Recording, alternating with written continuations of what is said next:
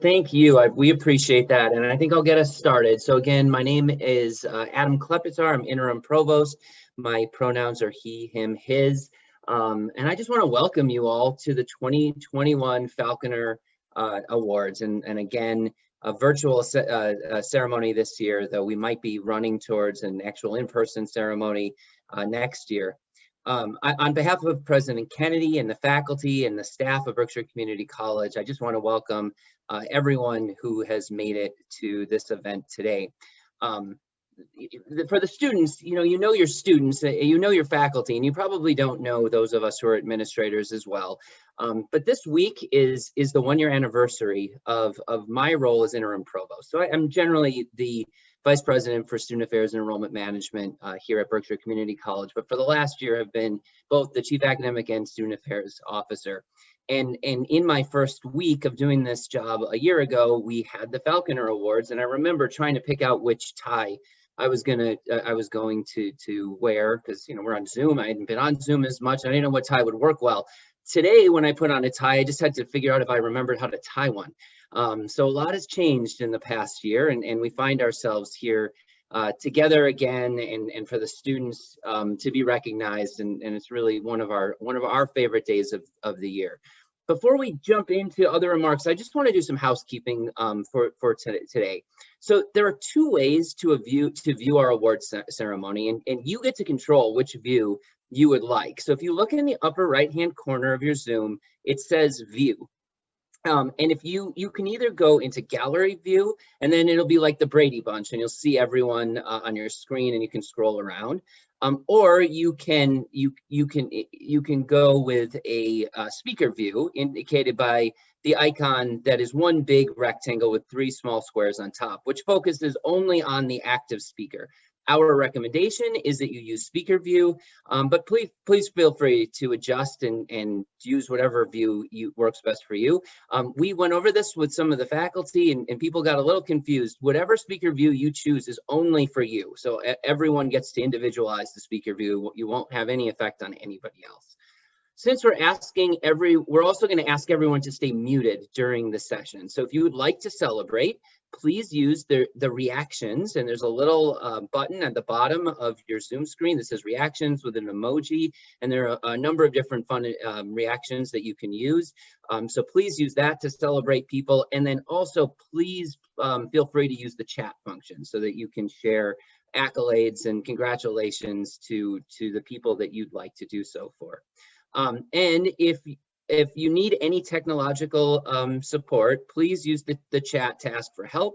We have two BCC staff members who are dedicated here today to help us out with that. So if I said anything that didn't make sense, please shoot something into the chat right now, and I promise one of my colleagues is going to help you right away. But before we get going, we have a lot of people that need to be thanked. First and foremost, the faculty. And as I said, I've been doing this job for a year and working with the faculty. Had the opportunity to meet one-on-one with just about every faculty member in the fall. Have been meeting with them for a group. And I can honestly say that this last year has been the professional honor of my career, getting to work with a group that are so dedicated to teaching and learning. We have a number of faculty members who are unbelievable in a number of different ways. In terms of their research or their writing, but each and every faculty member that I've had the pleasure of working with, and students, you already know this, they're teachers and they want to be working with students in the classroom, and I just want to thank and recognize the faculty. Secondly, I want to recognize the administrative assistants that work with the academic divisions, Heather Seeley, Sharon Alexa, Kelly Dillon, and Tamara McCandless, who do a lot of the legwork that gets us to this event today. So if you want to test out the reactions button and do a little round of applause, I think that would be appropriate. Thank you so much, Heather, Sharon, Kelly, and Tamara. I want to thank Christian Tenzar and Tatia Maruko, who are the two people that are tech wizards and helping us get through a really professional Zoom Falconer Awards. And really, in just about any event that we do on campus that we're using technology, Tatia and Christian are sometimes quietly, sometimes out front leading the charge, and they deserve a lot of credit. So I want to thank them. But on a very personal level this year, I've gotten to work with a team of leaders, and really they come to work every day trying to create an environment where teaching and learning is at the center of everything that we do, that the faculty are given the resources they need to be successful, and that most importantly and most critically, students are put into a position where they get to be successful and end up winning awards like the Falconer. So I want to thank Dr. Christina Nguyen, Dean Laurie Moon, Dean of Nursing, Dean Laurie Gordy, Dean Frank Shakur, Dean Richard Felver, and Dean of Students Cecilia Norcross, who will close today out with her remarks. And then finally, the person who's really the orchestrator of this entire event, and the person who got us here today, is Laura Saldarini, who's the Director of Academic Operations. Nothing would get done in academic affairs without Laura. Many students probably don't get the opportunity to meet her, but ask your faculty. Laura is part of the heartbeat that keeps this place going. And this would be a real moment to use your reaction button and give Laura a shout out. I will tell you, getting to work with her every day has been really special for me over the last year. So why are we here? So since 1974, the Falconer Award has been given to first-year students in recognition of their outstanding service and/or excellence in academic studies. It is believed that this award was originated by Robert Boland, Professor Emeritus of Theater Arts. Though you'll notice that our theater is named the Boland Theater. Each spring, we ask our faculty to recommend an outstanding first-year student in their program for this award. We are happy to continue this tradition and want to congratulate you on receiving this historical and meaningful recognition of your accomplishments. Departmental awards are given each year to students in recognition of their academic excellence in their program. Faculty nominate students for these awards in recognition of their achievement in their program area. So each year we ask faculty to start thinking about students in their programs that stand out to them and might be good nominations for the Falconer and Departmental Awards. And faculty recommend all award recipients based on multiple factors, which include academic, participation, and service to the college. So any awards that have special significance, for instance, are named after someone, are noted in the program, which I think you have already been sent. All awarded students are receiving a book dedicated to them in the library, thanks to the generosity of the Osher Lifelong Learning Institute, and can be visited in the library once it reopens. Probably before that, if Richard's here, he could put in the chat and let us know when you can visit them and view their book.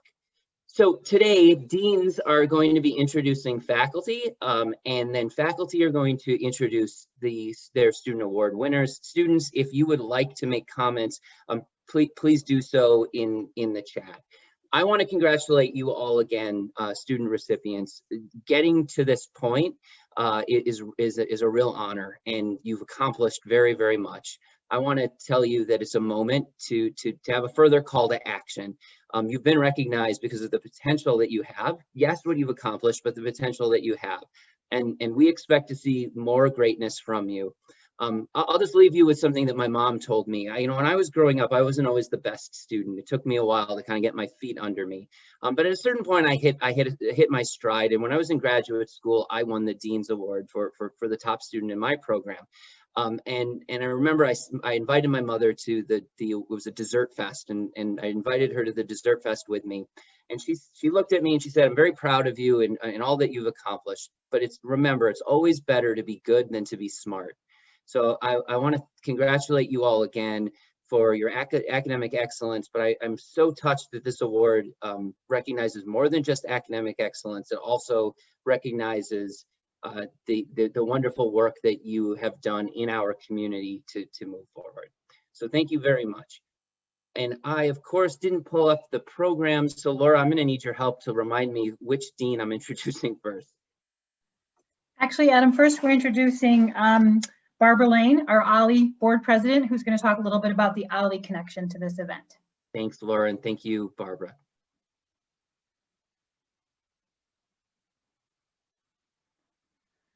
She's muted, Barbara.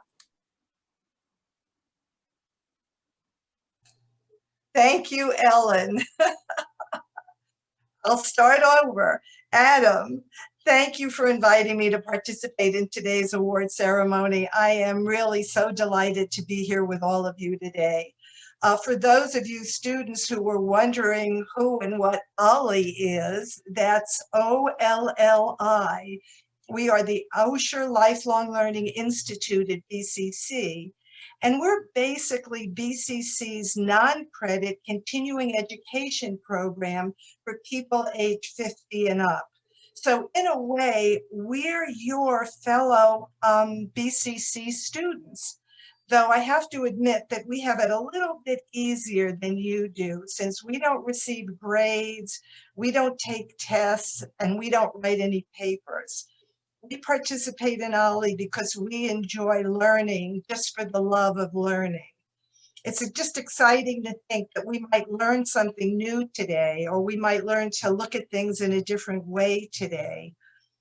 So we all participate in OLLI because it also gives us the opportunity to give back. So for example, OLLI offers certain of its classes each year free and open to the entire public.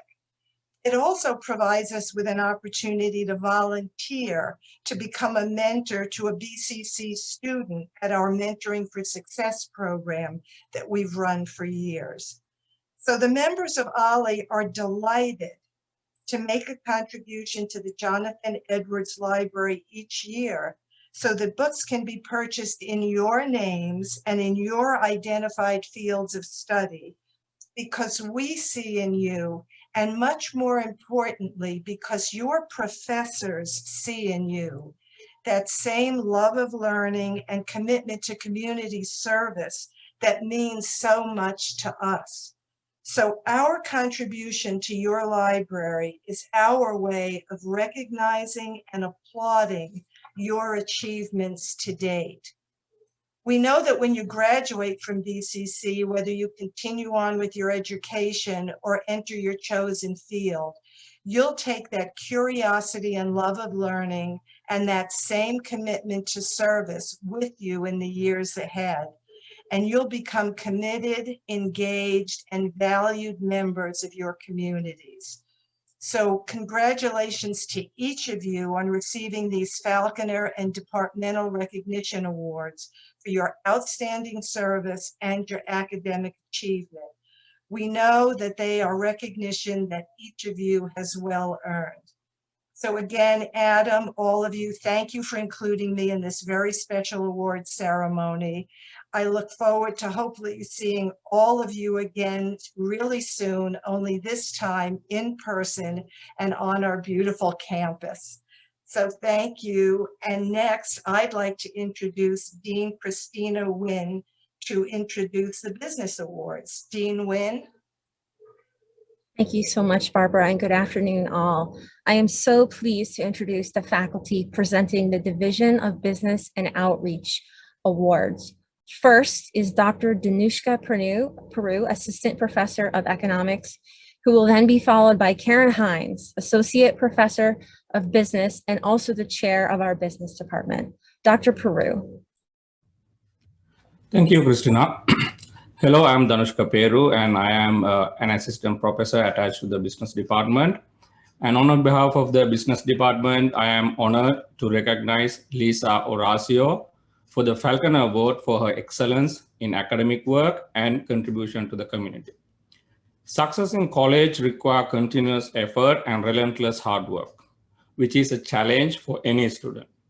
However, Lisa is here to prove that nothing can stop you from achieving your college dream if you have determination and dedication.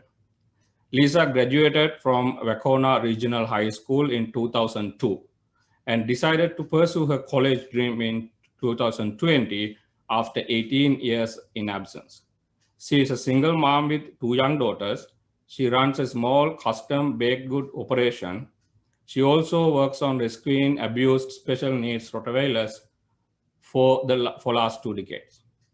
Despite all these responsibilities, commitments, and challenges, Lisa was able to maintain 4.0 GPA and made it to the Dean's List during her first year of college. Her work in my classes is a testament to her exemplary academic rigor. Her work shows attention to detail, and she is always on time with her work. When participating in class discussions, she goes above and beyond to show compassion with her peer students. She brings her own experience to enrich the discussions and highlights the Berkshire region whenever there's an opportunity. She is a role model not only to her peer students, but also to her daughters. Lisa follows the business career program. Her goal is to join a rescue organization or animal-related agency to advance her career while keeping her passion closer to her heart. I'm confident that Lisa will excel in her studies and find success in her life and career. The Falconer Award is being awarded to Lisa Horacio based on her exceptional achievement in the business department and her contribution to the community. Congratulations. Next, I'll invite Karen Hines, Chair of the Business Department, to introduce the next award. Okay, thank you, Danushka. Hi, I am Karen Hines, and on behalf of the Business Department, I am here to recognize Colleen Garrity. Colleen is a business administration student with us. She took her first course in the spring of 2019 after returning from an adventure in the Midwest. She landed in a business course and it solidified her career direction. Her interest in accounting has her pursuing this path with the goal to continue on to a bachelor's degree for accounting. She's very driven and accomplished, and she supports this or demonstrates this with a GPA of 4.0. Colleen demonstrates a willingness and an eagerness to learn. She just finished a year-long tax course in 3 months. Colleen went to work as one of the first employees at a local startup in the cannabis industry. She quickly worked her way through the ranks and mentored new employees coming into a fast-growing organization. Many of those employees are enrolled in our certificate program and take the Fundamentals of Business course as part of their program. They talked to me about her significant contribution to both their training and the company. And although she may not recognize it, they consider her a mentor and a role model. She has moved from managing the dispensary to doing the deposit accounting for the company. And clearly they recognize the value that she brings to the organization in a fast startup environment. The department award is being awarded to Colleen based on her exceptional achievement in the business department and across the Berkshire community. She is one of those students we expect to hear great things about in the future. Congratulations, Colleen. And now I would like to pass the baton on to Lori Gordy, who is the Dean of Humanities, Behavioral, and Social Sciences, to introduce faculties presenting in her division. Thank you, Karen. Good afternoon. As Karen said, my name is Laurie Gordy, and it is my honor to serve as the Dean of the Humanities, Behavioral, and Social Sciences Division. Today, faculty from each of the departments and programs in our division will present Falconer and Program Awards. This includes from the following academic areas: Constance Berman from the Communication and Languages Department, Patty Kay and Barb Kelnicki from the Education Department, Chuck Prescott and Nell McCabe from the English Department, Lisa Griffith, Ellen Shanahan, and Amy Echeverria from the Fine and Performing Arts Department, Chris Laney and June Tooley from the History Department, Kari Dupuy from the Human Services Program, Wayne Klug and Kathleen Lynch from the Psychology Program, Stacy Evans from the Sociology Program, and Rena Bucknell from the Criminal Justice Program. We will follow the program, and each faculty member from the department and/or program will introduce themselves and present the awards. It is now my pleasure to introduce Dr. Constance Berman, Chair of the Communication and Languages Department. Thank you, Dr. Gordy. It's my delight to present the Communication and Falconer Award to Elijah Mertenook. Elijah plunged right into our BCC community from high school. He says his first year has been marked by forming great relationships here and benefiting from our BCC atmosphere of help and hope. He is pursuing a biology major on a pre-med track and looks forward to an undergraduate degree in neuroscience. So in a conversation with me, Eli told me that this year he has learned, and I quote, "The universe is ruled by entropy, and we should celebrate the differences between one another rather than take the easy way out and choose not to understand each other." So you can see that he is already primed for excellent communication. And he has demonstrated that and been involved in this idea in our exploration of what it's like to be the other. Eli developed his empathetic listening skills and the ability to decode messages that have underlying biases and telling nonverbal clues.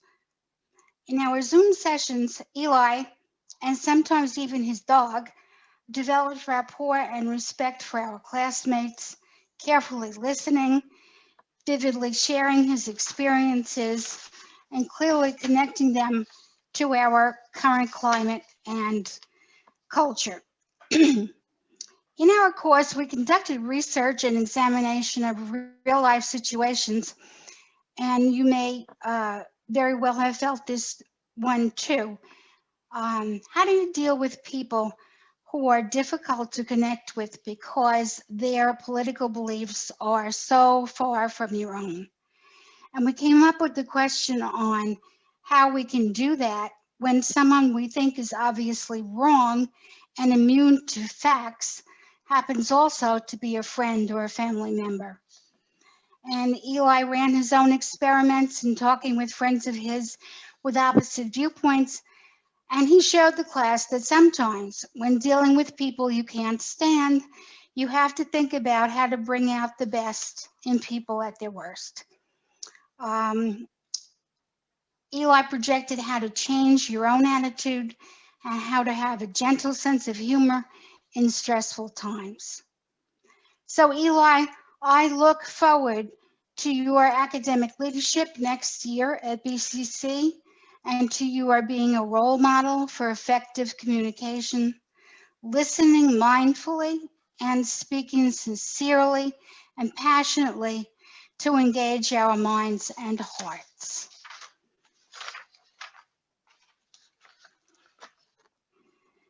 And next, I am so happy to present this award for academic achievement from the Communication Department to Elizabeth Twum Barima.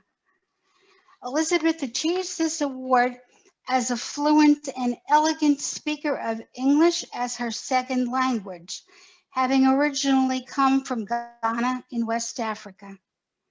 She began her BCC journey in 2019 as an LPN student, and she says of her experience here, "It has been an exciting journey, and I am grateful for the smoothing of the ways of the faculty who are selfless and go beyond their call of duty." In our interpersonal communication class, Elizabeth at first thought of herself as a shy person. However, she says she soon found her verbal prowess. She was conscientious and creative in assignments and research. She demonstrated effective communication skills, embracing others' perspectives. She practiced mindful listening and feedback. She understood the power of effectively communicating with respect for the audience, with passion for ideas and feelings, and with true engagement with others through storytelling. A standout assignment in our conflict management study, where we also pursue the idea and action of forgiveness, was Elizabeth's paper on A Time I Was Forgiven. And there she explored some early lessons from her old culture and how she views them now in her new culture. And her stories of early education, the expectation of elders, and the scrapes all of us allow ourselves to get into when we're young, showed a high degree of empathy and even wisdom. So, go on here. In our Zoom classroom, I wanted to say that Elizabeth gained wide respect from her peers as a role model. She always made connections between our theories and strategies with real life. She shared these with gentle humor, sincerity, and high involvement. She did not shy away from controversial issues or from asking probing questions. She was a gift to all of us.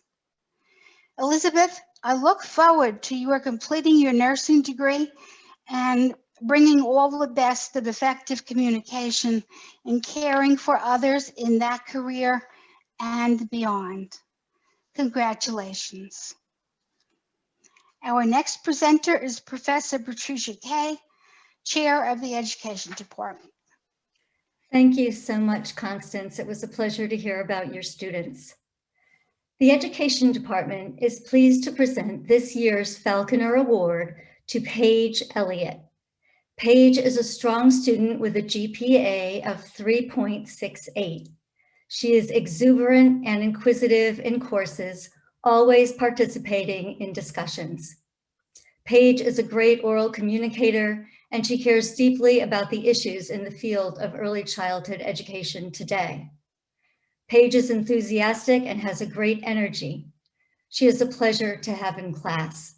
She currently works at the Pioneer Valley Head Start and Early Learning programs and will have been there for 7 years this October. We in the Education Department look forward to her future accomplishments and contributions to the field of education. Congratulations, Paige, on receiving this award. I'm going to hand this off for a moment to Professor Barb Kotelnicki. Thank you, Patty. I'm Barb Kotelnicki, an associate professor in the Department of Education with Patty, and I'm honored today to present our Education Department Award for Elementary Education to Wenying Yi. Her passion for the field of elementary education is contagious. She is a conscientious learner who goes above and beyond to add to every class with connections, interesting questions, and insights from her time as a classroom teacher in China. Her presentations and projects show her attention to detail and ability to think critically as she applies what she is learning to her future work with children as a speech-language pathologist. She embodies many of the characteristics that effective educators must possess: enthusiasm, empathy, kindness, sensitivity, flexibility, and humor. We know she will become a fabulous resource in the speech-language pathologist in the very near future and wish her well. And I've been fortunate to have been able to work with her every semester for the past 2 years. So one more to go. We will miss you. Bye-bye. And I would like to continue with the Education Department, presenting the Department Award to Samantha Rodriguez. Samantha is graduating from the Early Childhood Education Cohort 2 this spring, and she has an impressive 3.9 GPA, all while working full-time and raising a young daughter. Sam is hardworking and steadfast, and often led by example while in the cohort. She works as a lead teacher at Building Blocks in Pittsfield, where she strives to meet the individual needs of each student. She is concerned with child welfare and equity in education. This award couldn't go to a more determined and deserving student. Congratulations, Sam. And now I would like to introduce Professor Charles Prescott. Thank you very much, Patty. And it's my great pleasure, along with my colleague, Professor Nell McCabe, to present the Falconer Award for English to Finley Roop. I was lucky enough to have Finley in one of my virtual hybrid sections of Comp 1 in fall 2021. And virtual hybrid means one required Zoom class a week, a lot of online Moodle discussion forums, and as it turns out, a bunch of students who aren't really all that engaged in classroom activities and staring into Zoom cameras. But Finley was by far the exception. He embraced all elements of the hybrid learning environment, enthusiastically offering his insights and asking great questions in Zoom classes, posting regularly in discussion forums, and basically raising the intellectual bar of the class every single class session. Along with another really strong student, he produced a terrific VoiceThread presentation informing his classmates about Zine, BCC's literary magazine, and the ways it can help students express their creativity. All of Finley's written essays were really terrific, culminating in a career exploration paper about his desire to become a pediatrician. He interviewed his Ollie mentor, who is also a pediatrician, and described him as someone who is very smart, very compassionate, and very hardworking. And those are all perfect descriptions to describe Finley himself. So at the end of composition 1, I very much wanted to hoard Finley and keep him for myself in composition 2, but I knew he needed to move on and take honors comp 2 with Professor Nell McCabe. So I reluctantly let him go, and he went on to take the class with Nell, and Nell will pick up the story from there.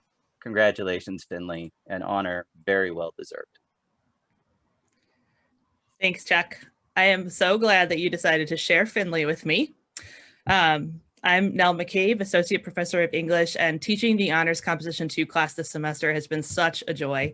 The class is designed around a semester-long research project on a topic of the student's choosing, and Finley has demonstrated a thoughtful and sustained commitment throughout the class, not only to the subject of his paper, but to collaborating with his classmates in our weekly Zoom class and online discussions as they tackle learning how to structure complex research questions, carefully evaluate sources, analyze and synthesize the material they find on their topic, and ultimately compose an argument-driven research paper based on their findings.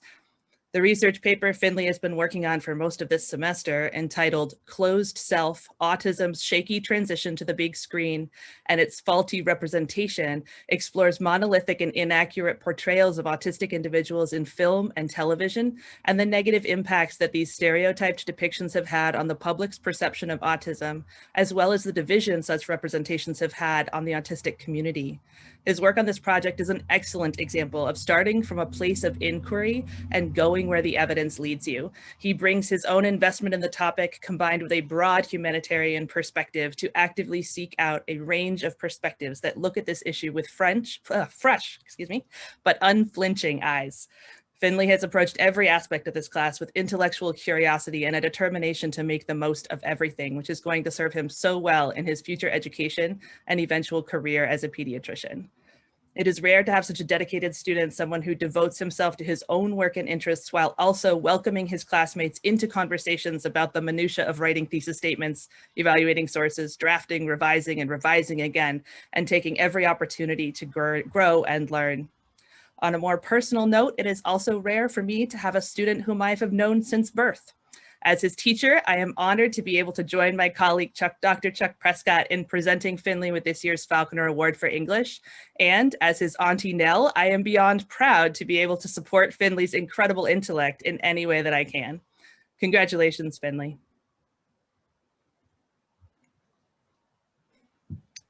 And you're stuck with me for a few more minutes because I also have the privilege of presenting the English Department Award in Creative Writing, given each year in memory of the late Professor Andrew Howitt.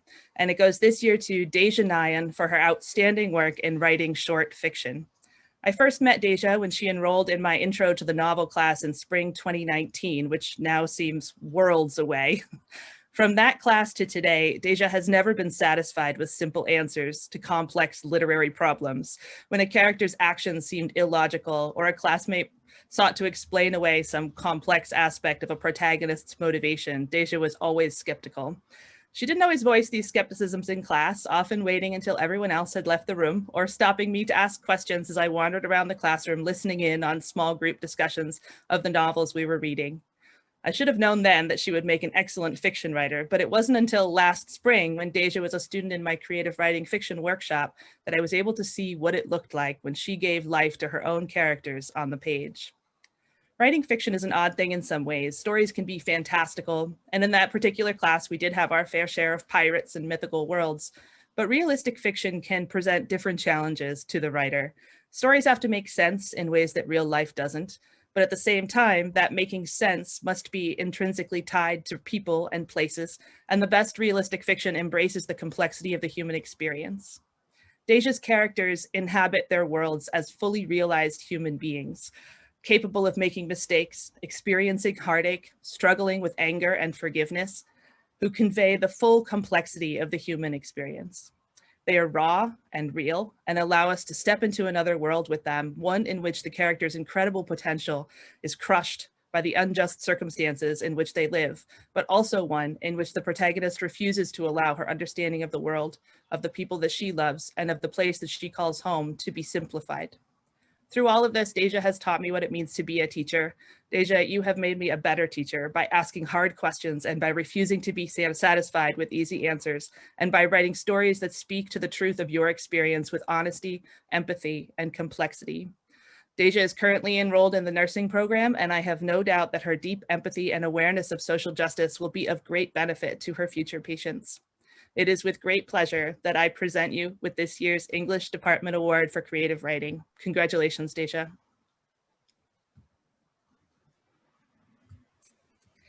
And now I would like to pass it on to my colleague in the art department, Professor Lisa Griffith. Hello. I would like to introduce Michaela Lauren. She's going to be receiving the Julio Granda Transfer Award. Traditionally, this is what we called it, and I'm going to keep it that. I like it that way. Michaela is struggling and really going to be finished this semester. She's working on it. And she's already applied to an amazing new school that I just learned about from her. The new school, which is connected to Parsons School of Design. It's a collaboration of 5 colleges: the Parsons School of Design, the Eugene Lang School of Liberal Arts, the College of Performing Arts, the School of Social Sciences, and the School of Public Engagement. And she'll be working in collaboration with these 5 colleges in this brand new process of learning across disciplines. So this is perfect for Michaela, who is just as interested in what's going on in her psychology classes, in her English classes, and her questioning of white superiority. All of these things come into her work, they come into her, and it's a perfect choice, and they accepted her, and I'm so happy for her. So, and the last thing, she's quickly working on a painting. We've been working with Daryl at the Patterson Fieldhouse, so she'll be finishing up that piece, and we'll be getting it out so people can see her work and will be part of the school before she leaves us. Thank you, Michaela, for being my student, and I will miss you. Now, my job now is to introduce Dr. Ellen Shanahan. She is the professor of music and the chair of fine and performing arts. Thank you. Thank you, Lisa. I'm Ellen Shanahan. I'm program advisor and professor for the music degree and certificate programs, as well as department chair for fine and performing arts, as Lisa said. And I am very proud to introduce our 2 music award recipients for 2021. Our Falconer Award is given to Ethan William Smith. And if you look at the virtual background behind me, you'll see Ethan up by the piano with his saxophone. He is multi-talented. He plays piano, hence he's standing by the piano. He plays tenor sax, melodica. He also sings, although he is very shy about admitting to that part. But one of the most amazing ways many of my students and I met Ethan is as an interesting and impressive electronic composer. He has an awesome home studio set up that we never would have known about until we got to witness it last semester during performance seminar class when we met each week via Zoom. And he uses a mix of digital and analog technology. His excitement when debuting that equipment for our class drew the whole class in. Everybody was just waiting on bated breath to see what Ethan was going to show us next. And his technological as well as his musical interests are very eclectic. Ethan is still deciding what he wants to do after BCC. He has many viable options. He will graduate from the music production certificate in June. He currently has a 3.5 grade point average. Congratulations and best wishes, Ethan. We look forward to the musical impact you will have on this world. Our Kusevitsky Award recipient is Hannah Schmolsky. Hannah also is a performer and a composer, and she too plays a wide variety of musical instruments, including the cello. She comes to us with a background in biology, but a total love for music. Her goal is to be working in music for film, gaming, or television. By the time she graduates in December with her music production certificate, she will have taken every music production course we currently offer and hopes to take advantage of her remaining time at BCC to work in our new recording studio. Hannah also has been a reliable and trusted work-study student, serving as one of our MIDI lab monitors, even during the pandemic. She has a 3.885 grade point average and is a member of Phi Theta Kappa, where she serves as Vice President of Research. Congratulations on your award, Hannah. And now I'd like to introduce Amy Echevarria to present the Theater Awards. Why, thank you, Ellen. My name is Amy Echevarria, and it's my honor today to represent the Theater Department as an adjunct faculty member. I have the pleasure and honor to to talk about Caitlin Samuels for a few minutes. Caitlin is an energetic, positive attitude, ball of energy. She is in my Acting 1 class right now, and I somehow talked her into doing a music video yesterday of lip singing to a song she's probably never heard before, but she was like, okay, let's do it.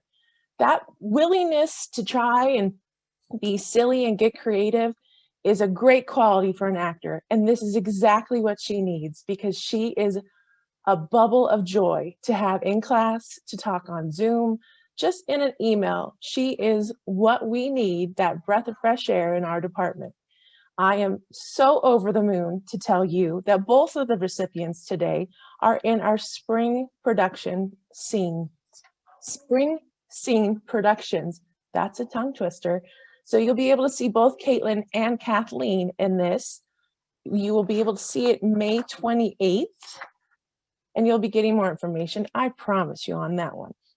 So Caitlin Samuels, thank you so much. It was easy to nominate you for the Falconer Award in Theater. I also have the honor of giving out the award for the Theater Department's award to Kathleen Mogul. I cannot tell you enough about how amazing this woman is. She is what you need in a class. Even if it's an English class, biology class, or just a 1-credit class, she is outstanding. I get emails from her weekly, and it's just, thank you, Amy, I appreciate what you're doing. And I am not doing anything. She is doing all the work. I just help her along the way. So she is an outstanding breath of fresh air in any class that you will have her in. And I just want to keep her to myself because she takes all my classes in the theater department. She's a great collaborator. She's a great artist, technical theater artist, acting artist. She is what we want in our theaters around the world. She's able to do it all. When I say that, let me give you an example. Kathleen produces her own show for PCTV here locally. She's a producer, a director. She does the camera work. She does it all. She is outstanding, people. Come on. It is a phrase that she hears often. Kathleen, if I could do a cartwheel, because she just will email me things and ideas. And I will say, oh, if I could do a cartwheel, because of how much I haven't been thinking about it, of whatever topic we might be discussing, she will come out of the woodwork with these great ideas. I'm like, that's what I needed. Thank you. You've helped us get to this new level. So it is my honor to represent, well, again, to give this award to Kathleen Mogul. Congratulations, Kathleen and Caitlin. You make it easy to be your professor. And it is my duty to give it to Chris Laney in the history department. Thank you very much. So yeah, fun to go after the acting teacher. That's great. So I am really, really proud on behalf of the history department to be awarding the Falconer for History to Aylan Dominguez.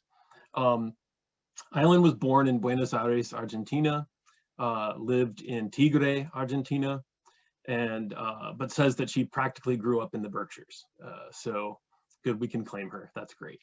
And she says this. She says, "I'm thankful to be fully bilingual My love of literature and the arts is what drives me, and my goal is to one day be an English and Spanish professor so I can share this love.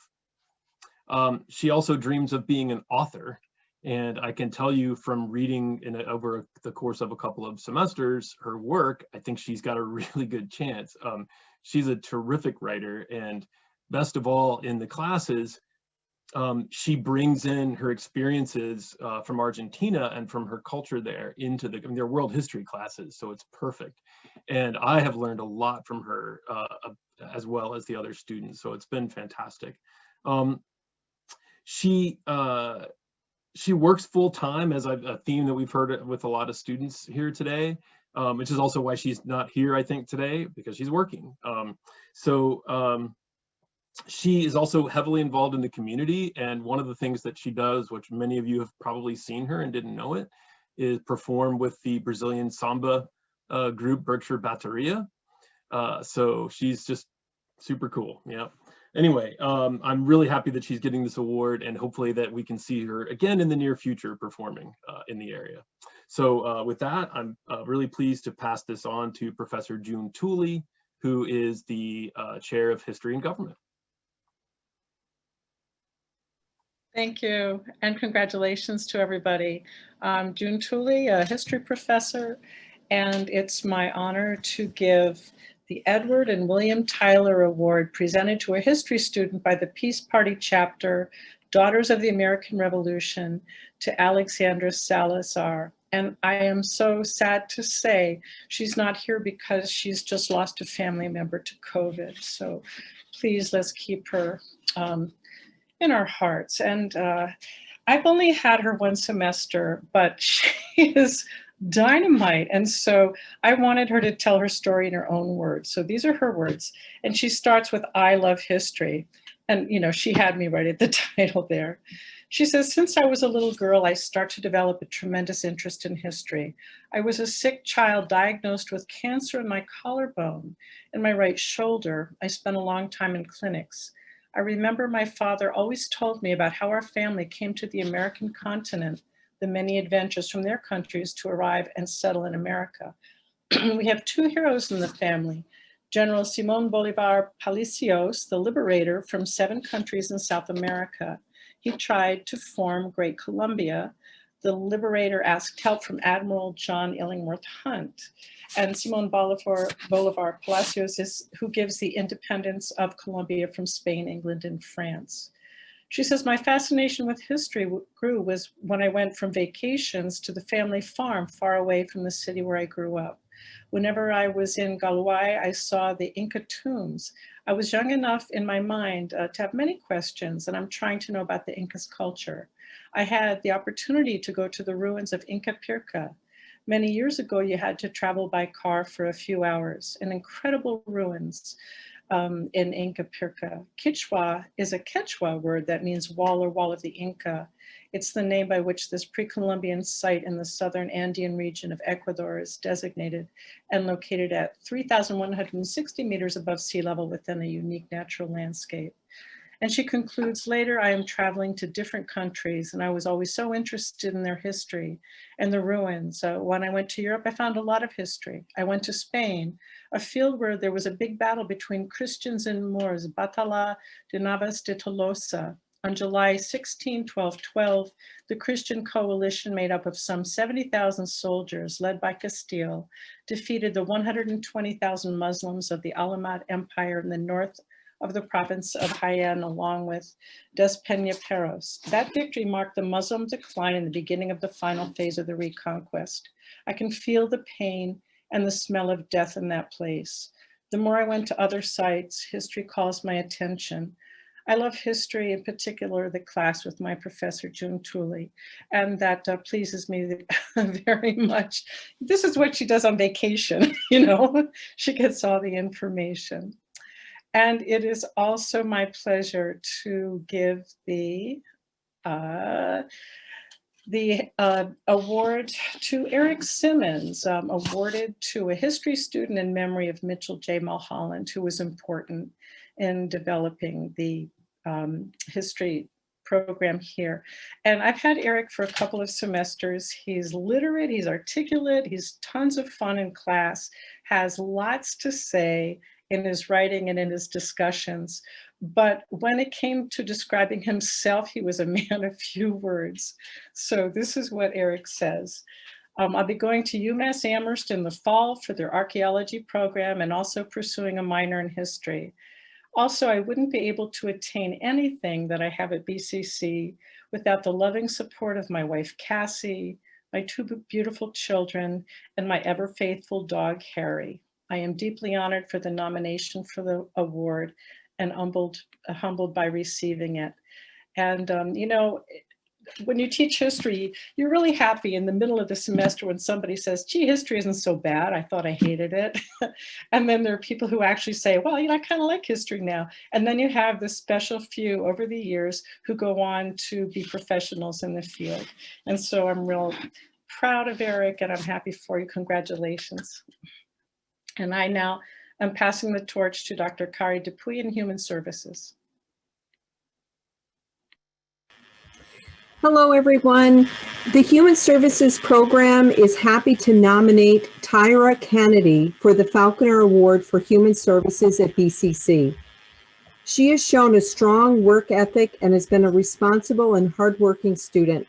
Tyra has been in several of my classes, including Introduction to Human Services, Field Work, Group Work, and Addiction Counseling. In addition to balancing a challenging course load, she also works at the Breen Center and helps to take care of her family. She completed her first fieldwork internship at Bridging the Gap in Pittsfield. This is a 12-week life skills program offered by the Salvation Army year-round. Those enrolled are between the ages of 12 and 16 years old and have been referred through the Berkshire Juvenile Court System and local school counselors. Tyra immediately excelled in this placement. Her kind, calm, and highly effective interventions made such a positive differences for the youth that she worked with. Tyra completed her second fieldwork placement at the Breen Center, where she worked with individuals coping with mental health and addiction issues. She was highly skilled and treated each individual with a non-judgmental and open attitude with deep kindness. Tyra received excellent evaluations from her fieldwork supervisors, and the Breen Center was so impressed with her work that they have offered her a job as an entry-level counselor. I have been especially impressed with Tyra's caring concern for others, positive can-do attitude, organizational and case management skills, willingness to seek out academic help as needed, and overall capacity for personal and professional growth. Tyra's goal is to graduate with a social work transfer degree from BCC and then complete the BSW or Bachelor's in Social Work program at Elms College at BCC. I know that Tyra will be an absolute asset to the social work profession, and I'm honored to present the Falconer Award in Human Services to Tyra today. The Human Services Program is also happy to nominate Rachel Fenn for the Human Services Award at BCC. This is a special honor since this is an award that goes to only one student each year who has excelled every semester in our program. Rachel is truly amazing in her ability to balance parenting, schoolwork, and working full-time at an assisted living facility. Rachel is a straight-A student who is deeply committed to her studies. I have seen such tremendous growth in the belief in herself, as well as her overall significant academic abilities. Rachel came to BCC unsure of what she could accomplish. However, she is one of our most gifted students, and we have been honored and privileged to be her professors, mentors, and advisors these past 2 years. In all of her classes, Rachel has been a consistently hard worker, and each assignment is completed with great care and dedication. She is, without a doubt, a leader in all of our classes. Students truly look up to her. She is that exceptional. She will complete her fieldwork internship at TRIO this semester and has excelled at different internship tasks that include work as a peer mentor, presenter for TRIO programs, and capably working with students who have a wide variety of academic and social support needs. Rachel has many positive qualities that will make her a positive asset to the social work profession.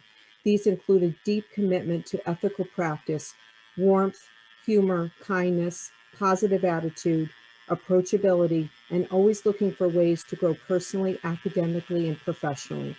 Rachel will complete her social work transfer degree at BCC this spring and will begin the BSW program at Elms College this fall. She then plans to obtain her master's in social work. She is uniquely skilled as a counselor, presenter, writer, student leader, and also shows great potential as an administrator. I am honored now to present the Human Services Award to Rachel Fenn. So I'm going to turn this over now. I'm going to introduce you to Wayne Klug, Professor of Psychology. Thank you.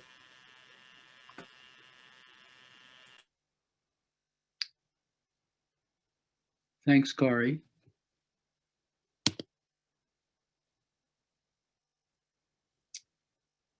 I now have the pleasure of speaking about Erin Merrigan, a terrific first-year student who's receiving the Falconer Award in psychology.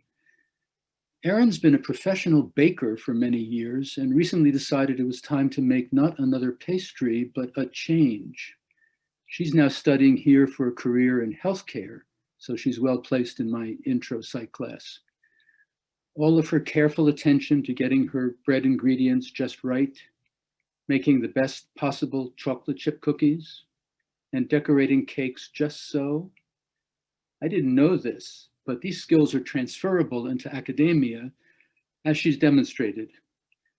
A while ago, she told me she worried, returning to school after many years and online at that she wouldn't be able to keep up with the other students. Well, the other students have not been able to keep up with her. I offer this as evidence. She just scored the highest test grade in my class to match her highest semester average so far. And equally important to the Falconer, she has the highest GPA across the board of any student in our 5 sections of intro psych. Looks like her careful attention to detail has paid off once again, and this time without her being covered in flour. Erin sent me an email recently saying that this award has cemented the fact that I'm on the right track. Let me say it publicly. Erin Merrigan is on the right track. She added, so far, I have enjoyed every minute of my time at BCC, and I'm determined to do as well as I can. I only hope there's enough room in her new program to take some more psychology classes because we want her in those classes. Congratulations, Erin, you've earned the Falconer. And now let me turn the mic over to my esteemed colleague, Kathleen Lynch, who will be presenting our program award. Kathleen? Thank you, Wayne. I am happy to present the program award to Laura Marshall. Laura is what she would consider, and sometimes I feel the same, we are apologetic because we're older students, you know, and the beauty of BCC is that because we encompass all demographics and ages, that everyone contributes to everyone else's future because we learn from each other. And Laura, she's had 2 classes with me, abnormal psychology and adolescent psychology. And she's one of these students that will engage with everyone else and makes everyone else lift themselves up. And I'm going to read some words from that Wayne sent me in a minute. And he has experienced the same thing with Laura in his classes. So I use in my current, I've had Laura in person and now virtually, but not through Zoom, a total online program. And so in order to engage my students in adolescent psychology, I use a platform called Perusal, which is fantastic because what you do is you take a scholarly article and then you have all the students do annotations and they have to engage with each other and show some scholarship.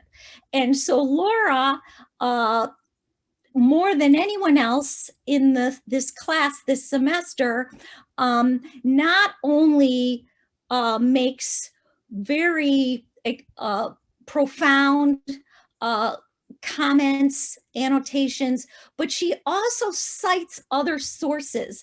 And I think we can all attest to the power of going beyond what is required and seeking out peer-reviewed articles and academic scholarship and adding to the conversation, pushing it forward. And Laura does that, and she engages in your regular forums, and she's a wonderful person. And she would say, oh, but I'm 60.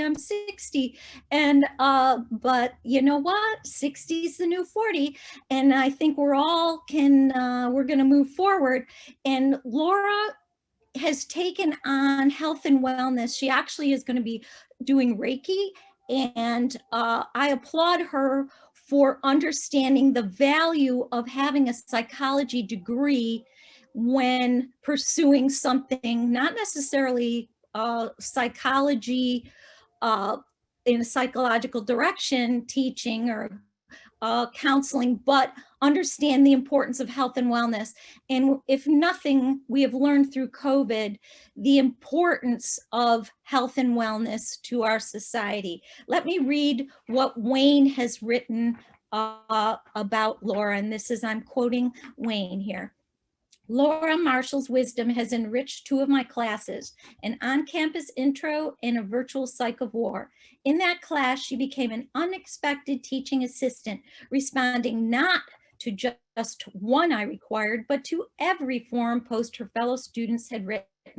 They came to depend on her insight to help disentangle the psychological complexities of war. I can't think of another student who better embodies the spirit of the psychology program and deserves this award. The future clients she hopes to work with, they'll be her beneficiaries as well. So there we go. With Laura, she's going to be adding to our community in Berkshire County in health and wellness. Thank you, Laura, and congratulations. Oh, and now, sorry, my bad, I got all caught up in it. Let me introduce Stacy Evans in sociology. Good afternoon, everyone. I'm here to present the awards for the sociology program. The first one is our Falconer Award, which, as several people have mentioned, goes to a student in their first year. This award, I'm very happy to announce, goes to Emily Pills. I met Emily as a student this semester in my race and ethnicity class. This is a 200 level class that I strongly recommend people only take in their last year. It's got a reputation.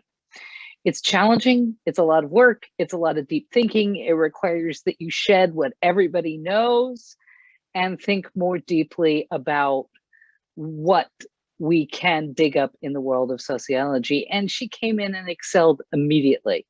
So much so that I was surprised to see her name on the Falconer list and had to look up her transcript to confirm that, in fact, this was her second semester. Her work has been consistently excellent. She's deeply engaged in the complex theoretical material, and something that you don't get to say all the time, a joy in Zoom classes. She asks great questions and provides great answers when I ask questions. She's the kind of student that makes the class a better experience for everyone, since she's also great at helping her classmates better understand the material, while at the same time making them feel comfortable with their own confusion. In other words, she gets it, and whether people don't get it, she doesn't make them feel bad about not getting it. This is an incredibly difficult thing to do as gracefully as she does it. She's also carried on a simultaneous back channel email conversation with me about other sociological topics, expanding and extending what we've covered in class. And she asks questions that more senior sociologists might ask. And I've been loving the correspondence. It's refreshing and fun. I'm deeply grateful that she's in the sociology program, and I look forward to working with her in the future. Congratulations, Emily. Well deserved. And I get to also, I'm equally excited to award the Program Award in Sociology to Eric Simmons, who you've already heard about since he won an award for history. And I think he's one of the very first people to sign up for the sociology program, which makes him special just to start. But I first met him in the fall of 2019 in my introduction to sociology class. And he's got a kind of natural ease with sociology. It just kind of falls out of him. And many students never get this because of the aforementioned, you have to put away what everyone knows and think about what you're seeing in front of you in terms of data. He came in with this sociological perspective and he's honed it through this class and my race course, the one I was just talking about for Emily, and others that he's taken with Colin Adams. He's a delight in class. He's got a great sense of humor that he shares before class, during class, after class, but also in a useful way that everybody loves. He was great during our group work activities, really looking at the material, thinking about the underlying meaning and purpose of the questions, kind of stitching the group together, bringing in people who were like, this is, by the way, I know Emily only in the virtual world. I only know Eric in the physical world. That's where we were. We'd sit at these big tables and he would bring the reluctant in and ask questions. But he, like Emily, didn't confine his curiosity to the class. He would drop by my office and we'd talk about kids and pets and sociological topics in a really fantastic way. Sadly for sociology, as you've already heard, he's moving on to archaeology. But since it's an allied discipline, I'm okay with that. And I think he'll bring the same sense of humor, thoughtfulness, and great thinking to that field. Congratulations, Eric. And now I'd like to introduce you to Rena Bucknell, Professor and Program Advisor for the Criminal Justice Program. Thank you, Stacy. I appreciate that. Both recipients in the Criminal Justice Program represent leadership, which is the art of motivating a group towards achieving a common goal. And I believe that's a quality we have such a need for in this world. It is a pleasure for me to introduce to you two of our criminal justice students. I'm honored to present and recognize Caitlin Berry for the 2021 Criminal Justice Falconer Award. Many words can describe Caitlin as a student and a person, and the one I choose begins with the letter F, focused. Caitlin has a keen sense of focus and determination in all that she does. She works over 60 hours a week, sometimes 70, while maintaining a 4.0 grade point average. Caitlin's work ethic is solid and unwavering, and I believe with the tenacity and effort that she puts out, she will succeed in all her endeavors. I am very honored to have her in our program. Congratulations and best wishes. For the Department Award in Criminal Justice, it's my distinct pleasure to award Kyle Marquis the award for academic excellence and service to the community. Kyle is another individual who works over 60, 70 hours a week. He's an exemplary student, has earned a 3.69 grade point average to date, and will be graduating soon. He's a full-time corrections officer at the Berkshire County House of Corrections and Jail, and he spends any free time that he has raising his two children and completing his associate's degree. They are both true role models of leadership, and they have been a pleasure to have in classes, and I thank you for the opportunity to be your professor. Thank you very much. I don't believe I introduce anyone. Hi, good afternoon. My name is Lori Moon and I'm the Dean of Nursing. And it's my pleasure to introduce two faculty to give awards to nursing students. The first faculty will be Katie Pochlepek, and she'll give awards to our PN students or practical nurse students. And our second presenter will be Mary Rose Williams, and she'll give an award to our ADN student. So without further ado, Katie Pochlepek.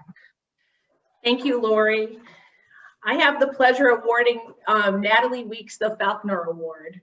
The Falconer Award is given to students who demonstrate excellence in service and academics. Natalie is a student that seamlessly blends both the art and science of nursing through providing compassionate, evidence-based care to all patients in need. This award recognizes her commitment to the profession of nursing and her outstanding academic performance. Natalie demonstrated enthusiasm for the profession of nursing from day one, showing a passion for learning, an eagerness to try new things, and a willingness to jump right in. She showed a commitment to providing the highest level of care to her patients. She would spend extra time when needed to provide high quality of care for her patients and exhibited true compassion. During the COVID-19 pandemic, Natalie volunteered to step up and provide care to residents in an area nursing home when patients needed her care and support most. She is a calm source of leadership for other students in the classroom, lab, and clinical settings. Even when situations get intense, deadlines approach, or a group is tackling a particularly difficult subject, Natalie is always seen with a smile on her face and a calm and focused demeanor. She readily asks questions to gain knowledge and fully tries to understand topics. She is professional and an asset to the future of the nursing profession. The Practical Nursing Department is delighted to name Natalie Weeks this year's recipient of the Falconer Award. Congratulations, Natalie. I also have the pleasure of the Department PN Award, and this year it is going to be given to George Fiaggio, the Practical Nursing Department Award. It's award throughout the program. George has demonstrated the true meaning of professionalism and teamwork. He arrived to class and clinical sites ready to learn and ready to work and ready to help not only patients, but his fellow classmates. He is motivated to learn new topics as much as he can in the field. He demonstrates an enthusiasm for learning and eager to find answers and is not afraid to ask questions. During the COVID-19 pandemic, one of the area nursing homes reached out to the PN department in need in this crisis. George volunteered his time and service to help the facility provide the ongoing care to its residents. George was there without fear and there to work in this pandemic. He was able to safely help others, demonstrating his passion and motivation to explore the true art of nursing. Along with the high quality care George provided to patients, George demonstrated a commitment to his education and educational growth with his peers. George took it upon himself to reach out and start a study group here at BCC. In person with fellow students on campus. He organized a space with the dean, Dean Moon, and he got his peers together to study. George welcomed students into this to join him, and I found this helped and enhanced the educational experience for students, but also facilitated the critically important element of social and emotional peer support in this time. George demonstrated his passion for knowledge and ability to help others in the classroom, lab, and clinical area. He too is an asset to the nursing profession. The PN program faculty and myself agree that George deserves the honor of the Practical Nursing Department Award. Congratulations, George. Now I'll turn this over to Mary Rose Williams, the chair of the ADN department. Good afternoon, everyone. My name is Mary Rose Williams, and it's my honor to present this year's ADN Program Award to Caleb Appleton, a nursing student in Nursing 102. I have had the pleasure of teaching Caleb in the classroom this semester and last. Caleb is one of our curriculum representatives, and he has shown excellent leadership and mentoring skills to his peers within and also beyond the walls of the classroom. Caleb has stepped up numerous times and provided support to other classmates during troubling times. He has many amazing attributes and will be an asset to the nursing community when he graduates. His clinical instructor, Kara, wanted to share some words about Caleb in the clinical aspect. In her words, I have had the pleasure of having Caleb in my clinical group. When one thinks of nursing, Caleb is the epitome of that nurse. He puts 100% into his studies and into clinical. He shows an interest in his patients, their families, and their diseases. He treats his patients with compassion and dignity and gives them the autonomy they deserve. He is a conscientious worker in the clinical setting. Caleb is an emerging leader and shows great strength towards his nursing peers who will look for him for positive feedback and support. It is with enthusiasm that I congratulate Caleb on receiving this award. Congratulations. I would like to introduce Frank Shakur, the Dean of STEM and Allied Health. Good afternoon. My name is Frank and I serve as Dean of STEM and Allied Health. It is with great pleasure that I introduce the STEM and Allied Health faculty. For Environmental and Life Sciences, Gina Foley and Tom Tyning. For Mathematics, Paul Johansson and Nancy Zuber. For PTA, Michelle Darrow. For Engineering, Jose Colmenares and Ahmed Zayan. For Respiratory Therapy, Tom Carey. For Computer Information Systems, John Astoff and Greg Pensner. Gina Foley will present the first award. Thank you. Thank you, Dr. Shikor. Good afternoon, everyone. My name is Gina Foley, and I am a faculty member in the Life Sciences Department. I teach biology, and I'm here to speak today about two amazing biology students, Finley Root and Harrison Hale. I first wanted to talk a little bit about both of them collectively, because I have both of them in my general biology too. Great. Is this Nick Stone? Oh. Okay. Thanks. So I just wanted to talk about Finley and Harry collectively because I have them both in my biology 2 class right now. So something that we're really proud of in the biology program is that the students are required to do 2 research projects over the year. Both Finley and Harry just completed their 2nd research project, and they both did a phenomenal job. This semester, the students were required to each grow plants at home because we couldn't do them on campus. They grew plants at home for 6 weeks. They had to collect data, make observations, and finally write a lab report that included some pretty good statistical analyses. And their final research projects, Finley's project was on the effects of salinity on sunlight on these Wisconsin fast plants, Brassica rapa, and Harry's project was on the effects of arbuscular mycorrhizal fungi from the Rhizophagus irregularis and Brassica rapa on nitrate leaching from soils fertilized with Miracle-Gro at agricultural levels. So they did 2 amazing projects that I am so proud of. And as a member of the biology faculty, I know that as these students move forward, because they've had these experiences and they did them so well and they really took them under their, they took it very seriously, that they will understand the methods of scientific research and the inherent challenges that goes along with this type of research and sort of real living things. So now I'm just going to focus on each one of them. So Finley Root is receiving the Falconer Award for his outstanding work in biology during his first year here at BCC. I not only have the honor of being Finley's teacher, but I'm also his advisor. In early August, last August, I got to meet Finley and we discussed his progression here at BCC. I have to just say that Finley is an advisor's like perfect advisee. I got to know Finley in our first advising meeting and I knew immediately that he was going to be just such a fantastic student to work with. Here are some of the things I learned about Finley this year. So he is always prepared, like wickedly prepared for every activity we do, whether it's advising or preparing for an activity in the lab. Finley will be well versed in all of our activities during our advising session. Finley not only knows what courses he would like to take, but he also knows every section of every course he wants to take. And I just have to say to you, Finley, thank you, from the bottom of my heart as an advisor. I truly appreciate that. I also learned that Finley is committed to his education. I sometimes notice that some students see certain courses or any courses as a means to an end. And they kind of miss the fun in between. And so they say like Bio 101 will get me into Bio 102 and Bio 102 will get me into UMass, that kind of thing, but not Finley. Finley's not like that. While he is aware of his end game, and someday we're going to call him Dr. Finley Root Pediatrician, maybe somewhere 2031, so we'll see. But he is present in his current process of learning, which I absolutely appreciate.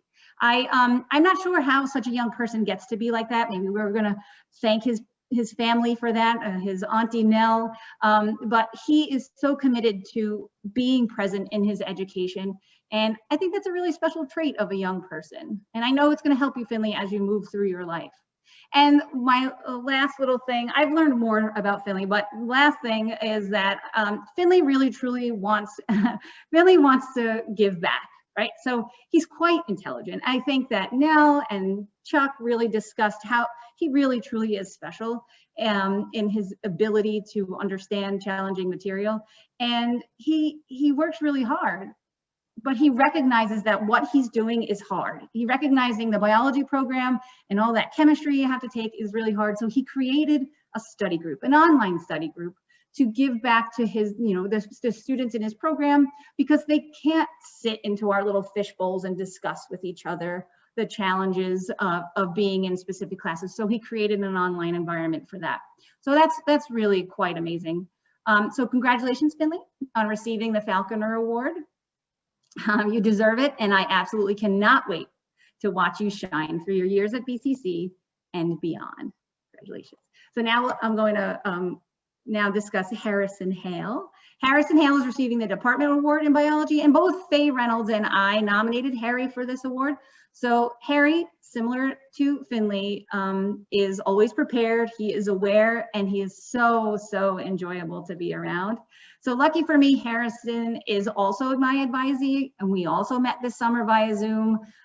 He has a previous bachelor's degree, and like a lot of our students at BCC who have previous experiences like that, he now is laser focused on what he wants to do, and he has great clarity about what he wants to do in life. So here's a few things that I've learned about Harry. Harry is committed to the environment. He has decided that he would like to follow his passion and begin to focus on environmental science and research. During our summer advising discussions, I recommended that he reach out to learn about possible research opportunities. And of course, I suggested talking to our resident environmental science superstar, Tom Tyning, and some other faculty. And what's great about Harry is he does those things. He goes and he's not afraid to reach out, and he goes and he discusses what the possible opportunities are here at BCC. So, and I think he's genuinely, I know he is genuinely thankful for the experiences he's already had here at BCC. I also learned about his genuine kindness, and it just can't go unnoticed how kind he is. So this semester we did a research project, like I said, and there was it required delivery of materials, and Harry offered to drive things to other students' houses. It was so kind. And just this Monday, I made a comment in our class about how I want to go find some moss to do some research on these little suckers called tardigrades. And I just didn't have any time to get out to get some moss. The next thing I know, 40 minutes later, there's moss on my desk, thanks to Harry. He's just a wonderful human being, and his kindness is clear in all that he does, and it really will serve him well as he moves forward, I'm sure it has already. So congratulations to Harry on receiving the Biology Department Award. Faye and I thank you for your intelligence, your clarity, and your kindness as you move through our biology program. We cannot wait to see what you do as you move forward. And it is now my pleasure to introduce my friend and colleague, Professor Tom Tyning. Thank you, Gina, and it is great to follow you. Sure it is. My God, wonderful. And everybody's been really great. And this is for not only our students, but everybody's students. This is really heartfelt stuff. We don't take this lightly. It's really an important thing that we're happy to do. And I want to introduce to you very quickly 3 really wonderful students. And it's been an odd year with the online learning, and yet a couple of all 3 of these students have been very, very incredibly active. Let me first talk to you about Ethan Millett, who is receiving our Falconer Award for Environmental Science. Ethan started his interest in the environment a long time ago.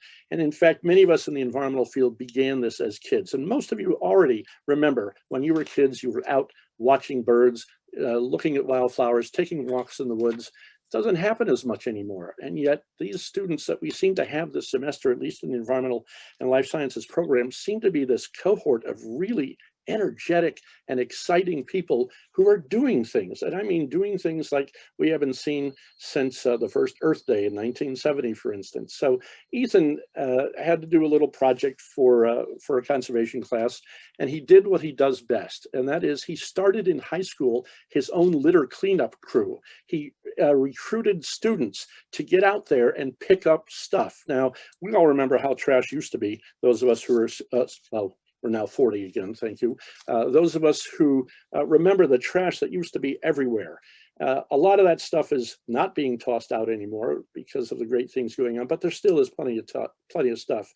And so I asked Ethan, go ahead and do some trash pickups, which he does in cities and towns. He does this and did this in Pittsfield, this particular one, keeping track of the kind of categories of what kind of stuff is being tossed out. And you can imagine what they were. But he actually goes out and pays for his own garbage bags and buys gloves, and he gives them to the people who are working with him. And one of the great things he said, of course, was when they're doing this, walking around neighborhoods with trash bags, people come out of the houses, maybe for the first time in a long time, thanking them. And he said, you know, it feels good to be thanked, even though he would keep doing it. Ethan has been one of the very, very sharp students. If we have a question about the history of science, he already knows it, and he can explain it very neatly to the rest of the class. There's lots more things to say about these, but I'd like to move on very neatly. Abby Hebler is getting our Tom O'Connell Environmental and Life Science Award, and partly because she also did a very, very interesting project in particular. She worked with another student who was going to just help with the local environmental group that most of you know, the Berkshire Environmental Action Team, a very active and very, very supportive and really good for students to get involved with, and no matter what their background is. The Berkshire Environmental Action Team has been working on a program to get rid of these really nasty invasive plants that are found in Burbank Park, this thing called hardy kiwi. And they've been doing this for 3 or 4 years. And Abby said, well, this is what I'd like to do for this semester. I'd like to get with Beat and go out there. Now, these are vines that are so big, they pull down trees. And I mean, they're talking massive number of trees. And so she went out there and started doing the actual physical work. And that's a nice thing to do. It's a great thing to do. It's a really good thing to do. But there was more to it than that. She and her partner on this project actually called some of the most knowledgeable environmentalists and activists in the state and asked them for their opinions from state agencies as well as nonprofit groups, and talked to them about hardy kiwi in particular and invasive species, and came up with this great little comment from that they picked up, and that is that most organizations, most environmental groups are opposed to using herbicides to take care of these nasty environmental disasters. And the reason is that almost everything with a side at the end of it has been discovered that it's really kind of a nasty thing. Virtually everything that has been invented that has side. And she was explaining this to the rest of the class at how well it was. And she said, her team said, you know, what we really need is a precautionary principle, which says we should test this stuff first before it goes out to the public. The European Union and many other countries have embraced the precautionary principle, but the US has not. And the argument is that it would prevent, it would prevent a lot of productivity and cost too much to deal with that.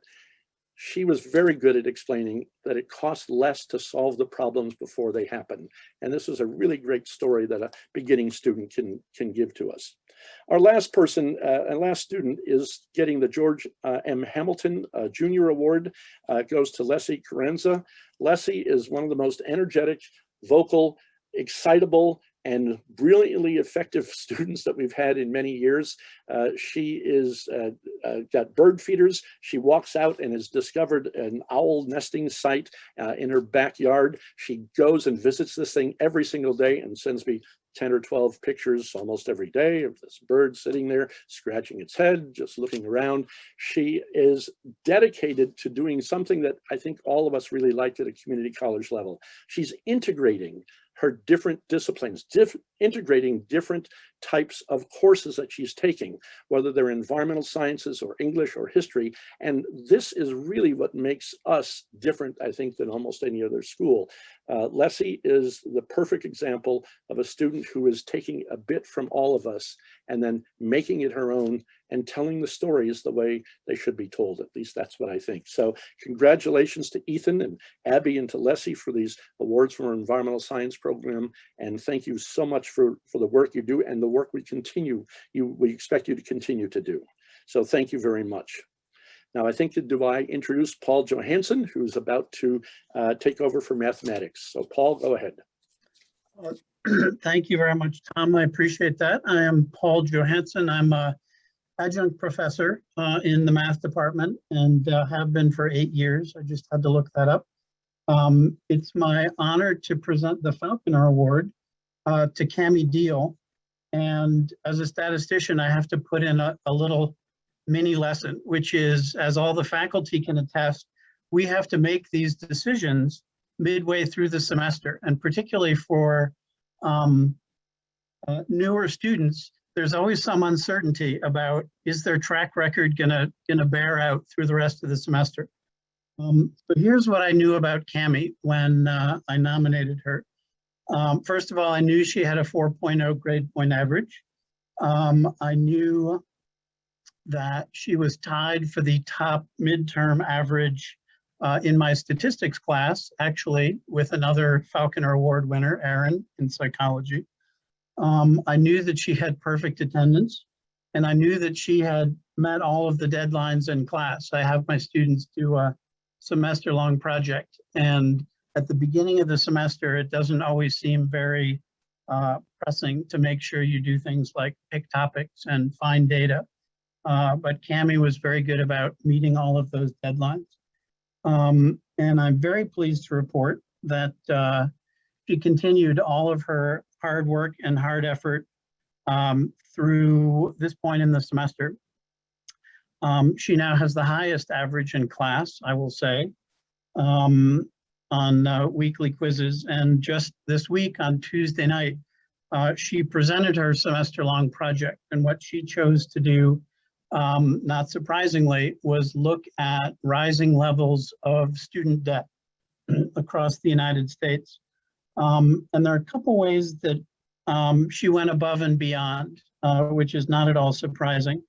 The first way, if you look at the data, the amount of debt, student debt, total student debt is rising so fast that Cami looked at the data and said, this has to be cumulative, meaning, right, each year you're including not just that year's debt, but the previous year's debt. So her statistical instincts said, well, in order to find out the actual value every year, I have to subtract it from the previous year. And that's what I'm assuming is the, the debt for that year. Sadly, those were not cumulative figures. Student debt is in fact rising very regularly and very quickly. But that showed a high degree of statistical instinct. The other way that she went above and beyond with her project, there are two, I have all the students officially test the hypothesis. So you generate sort of a theory, you collect data, and your basic decision is, do my data support my claim or do they not? And there are two ways that you can make that decision. There's what we call a critical value approach and what we call a p-value approach. Well, Cami did 3 ways. She actually had not one, but 2 different critical value tests that she did. And at this point in the semester, I tend to focus on the p-value approach. So there are parts of the critical value approach I don't even teach students. It's in the book. They can learn it if they want. It involves looking up things in a table, which is very old-fashioned. That's what I used to do when I was in graduate school. But you don't have to do that anymore. But Cami did that not once, but twice with 2 of her statistical tests. And she also did the p-value test. They all give you the same answer. So she was very good at interpreting what she found. Not surprisingly, there is a statistically significant increase in the levels of student debt. So hopefully she will perhaps carry her interest over into the political sphere and see what we can do about getting that down for everybody. So Cami's plans for the future are to transfer this fall. She's very interested in STEM fields. One of the areas she's interested in is environmental science. I hope for everyone's sake she pursues. When last I spoke to her, her top choices, and this was a month or 2 ago, so maybe it's been updated since then. I'm sure she's heard from school since then, but University of Rochester and Boston University, and UPitt were high on her list. I also happen to know that she is a very dedicated cross-country runner. I should add, she just graduated from BHS last year in 2020. And so I appreciate all of her efforts, and I'm very confident she will go far, and I hope she field, because we need lots of excellent students. Tammy is. And with that, I will pass things off to Nancy Zuber to present the Math Department Award.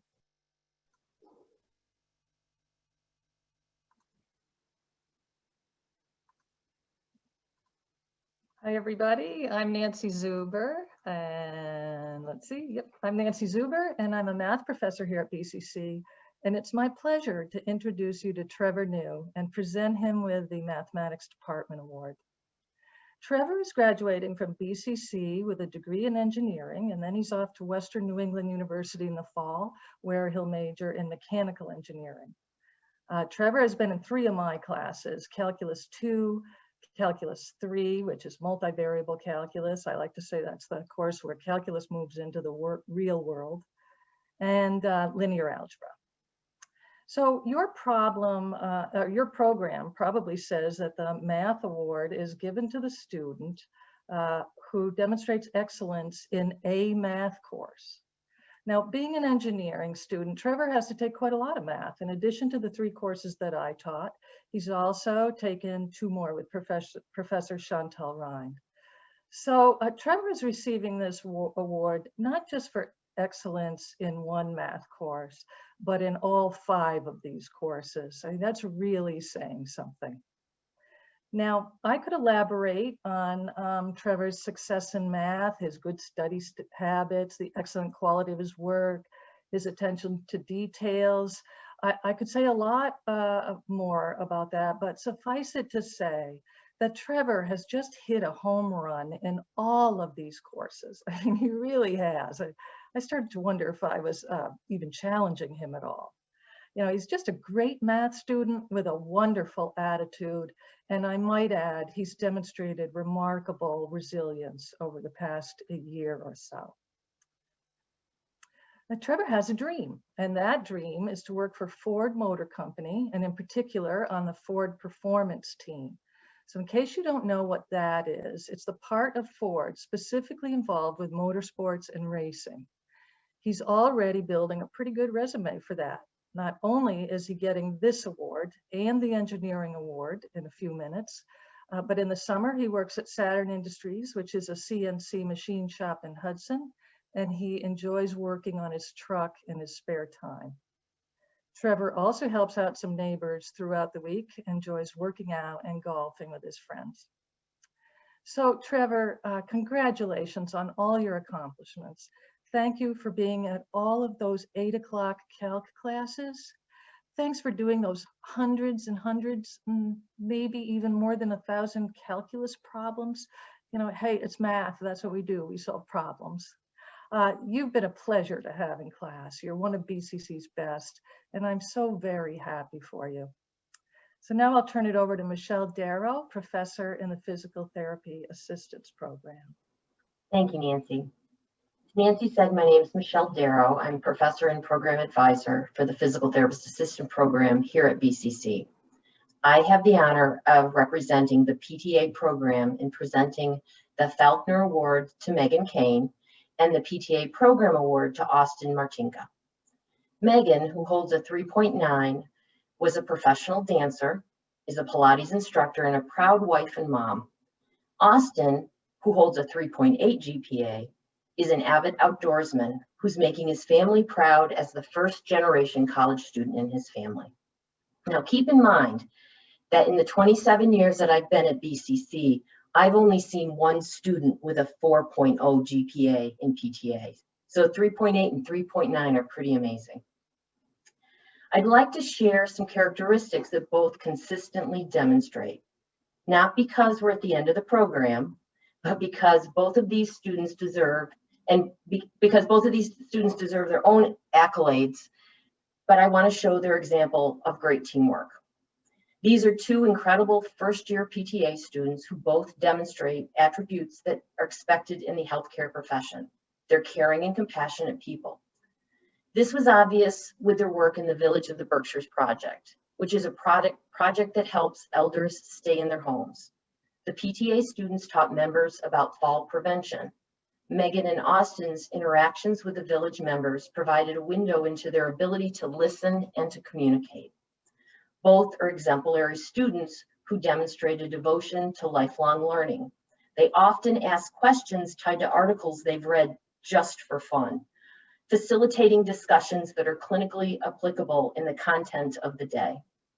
And they, of course, are both active participants in class and lab activities, and are often seen helping peers better understand content or hands-on skills. The PTA faculty has no doubt that both of these students will not only make BCC proud, but will help promote health and wellness in our communities. I would now like to introduce Dr. Jose Colmenares. Hi, good afternoon, everyone. I am proud to introduce Brian Mauricio Llanza Garcia. He's a young, promising engineer in training, originally from Ecuador, and with only 2.5 years living in the US. He plans to continue his studies in electrical engineering after BCC and has shown interest in research and development. He's a shy student, but what he lacks in extroversion, he makes up with hard work and dedication to detail, as I have observed in the courses that I have taught him. He's been in 2 of my classes. Actually, behind me, you can see this is a drawing that he made for our Intro to Engineering class, and it says, engineering is the future. It's a little bit to read on Zoom.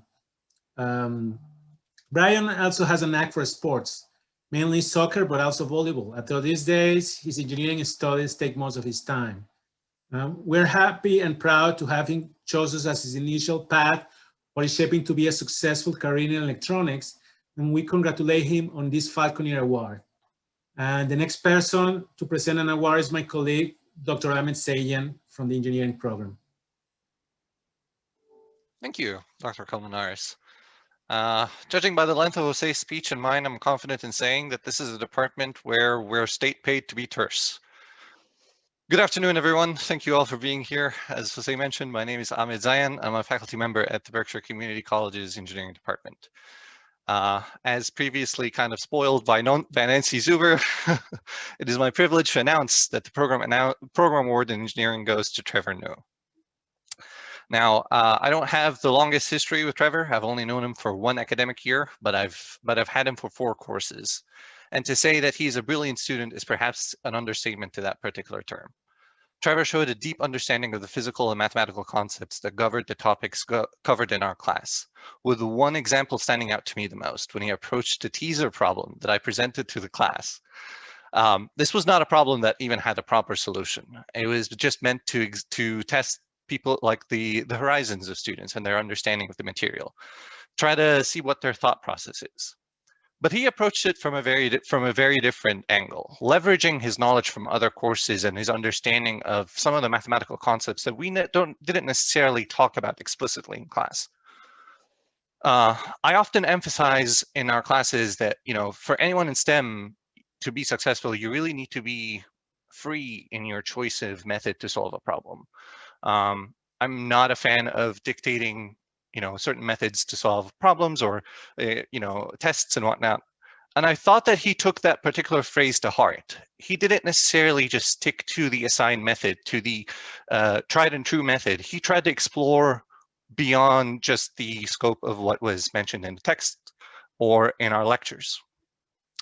This quality that I can best describe as a mix of ingenuity, creativity, and curiosity is among the many reasons why he continues to stand out amongst his peers.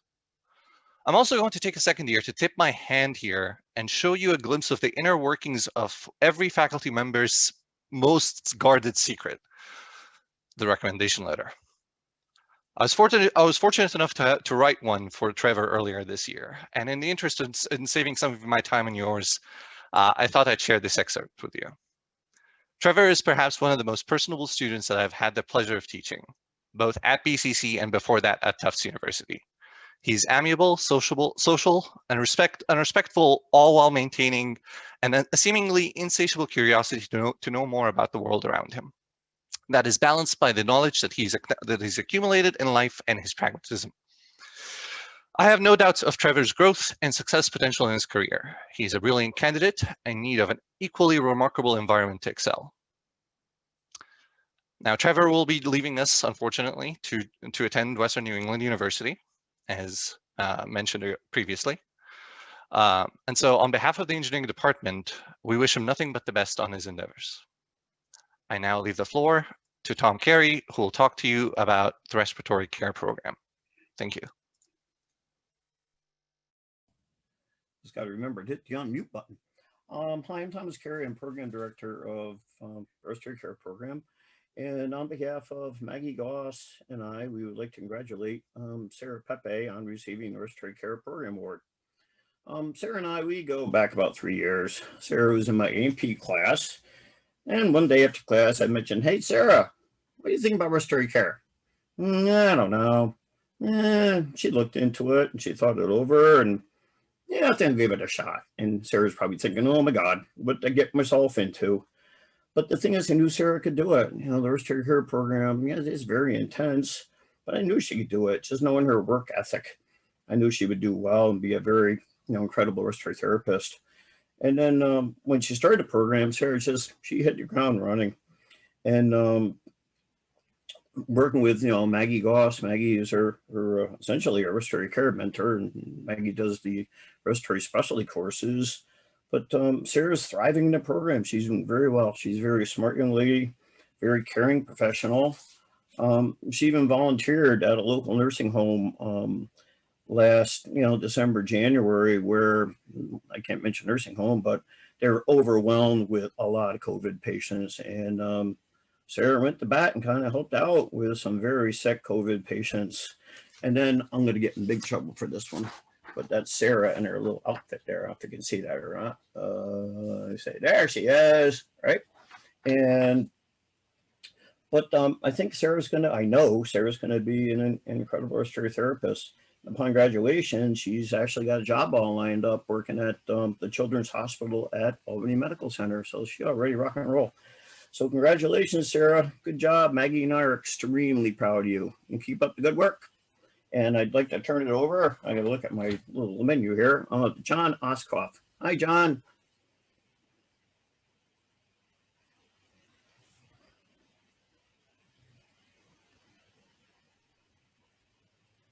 Thank you, Tom. I'm John Ostoff. In my charge at BCC is I am the program advisor for the networking and cybersecurity program here at BCC.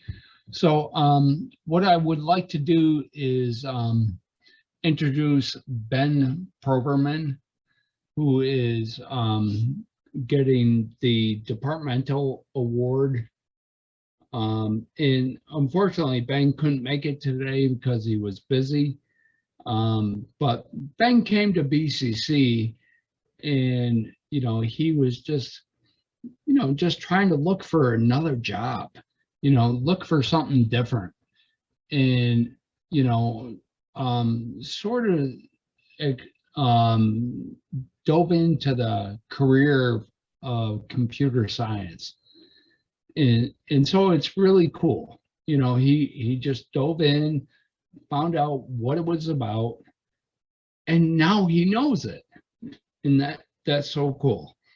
So anyway, as Ben was preparing, to work along this path and to prepare to graduate, he's been looking at a bunch of certifications, and at this point, he knows enough. He's a smart enough guy to know enough that he can go and sit for industry certifications, and he's been studying for those, and I expect him to be able to do those. Ben also was, we worked on getting Ben a certificate, or I'm sorry, internship with the Department of Navy. And unfortunately, there was a couple things that just didn't quite line up with him. So, you know, it didn't quite work out, but they're very interested in hiring him full time. So I see Ben as a very good candidate as we move on. So Ben, congratulations with the networking program award. I'm proud of you. Very, very, very great things that you've done. And I can't wait to see what you accomplish in the future.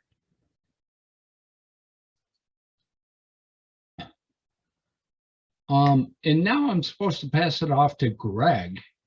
But I think Greg had some technology issues. So I'm going to just pick up here for Greg, if that's okay. And Greg was going to present the departmental award in programming to Ryan Zurin. And I had Ryan in a couple courses, so I'm going to totally wing this. But you know, Ryan was a great student, very, very good student. Just really enjoyed having Ryan in classes. I'm sure Greg had something presented or put together for that, but I know Ryan's looking at going to RPI, looking at a bunch of different things. Ryan's one of those guys that, oh my gosh, you know, just Ryan, stop asking me so many questions. And one of those kind of guys where he would just dig so deep. And you know, I congratulate Ryan on getting this award. He well deserved. Again, I wish I had presented or had an opportunity to get something more together for Ryan, but great student, and can't wait to see what he does. So with that, I'm not even sure who I'm supposed to pass it to. So I'll just pass it back to who's ever in charge. Thank you. On you're in luck. I'm catching the tail end here, right? So John, that was wonderful. And it was a perfect segue to part of my story. I don't know if you know and can see me, but I've been sitting here smiling when hearing about all the wonderful student accomplishments. For those of you who don't know, my name is Celia Norcross, and I'm the Dean of Students. And I'm super excited to be in a place where there were so many students all together in one spot. I haven't had that opportunity. And to just give you the final address and I think kind of like words of wisdom, but trust me when I tell you it's all stuff that I've heard resounding here. So first of all, congratulations to all of you. I have to start by just saying that this is a heartfelt congratulations. Your accomplishments are overwhelming to just hear about. I can't even imagine doing all the details that you have to make them accomplishments on your own end. So well deserved. So again, a big heartfelt congratulations. It's certainly evident that you've gone above and beyond the role of a student, and today I thought it would be appropriate to center my thoughts on one of the questions that we find ourselves asking all the time, and that I certainly have asked myself after hearing about all of your lengthy list of accomplishments. How fitting that my theme really aligns with Provost Klepetar's start off to today, and it's centered around why do we celebrate today, and my theme today is to focus on the why. Why would you give of additional precious time and energy from your studies and from your own lives to put in this extra effort, and to do so not even expecting this outcome of recognition, right? That's really important to note. You would have not known that by pouring your heart into your programs that your faculty would be here today celebrating you in this way. Very, very important to kind of note. In my unique role as Dean of Students, I like to say that it combines everything I love about higher ed and answers all my whys. It's the privilege of working with students on their voice, the passion of finding ways for all of us to do better and know better, and the honor of representing the college and thinking of areas that impact all of our educational journeys.